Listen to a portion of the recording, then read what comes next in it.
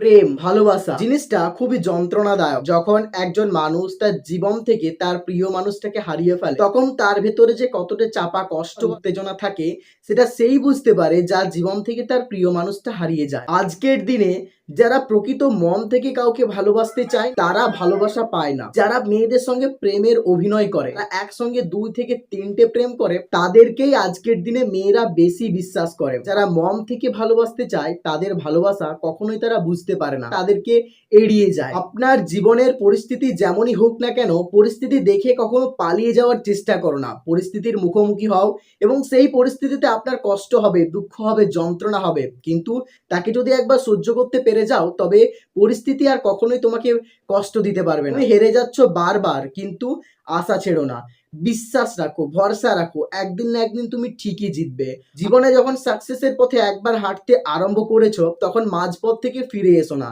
পথটা যতই কঠিন হোক, শত বাধা উপেক্ষা করেও সামনের দিকে এগিয়ে চলো। তুমি খালি হাতে কখনোই ফিরে আসবে না, সাফল্যকে অর্জন করতে পারবে। হয়তো দেরি হবে, কিন্তু সফলতাকে অর্জন তুমি অবশ্যই করতে পারবে। আর যদি ফিরে চলে এসো, তবে তোমাকে খালি হাতেই ফিরতে হবে, আর থাকবে না পাওয়ার যন্ত্রণা আর ব্যর্থতার কষ্ট।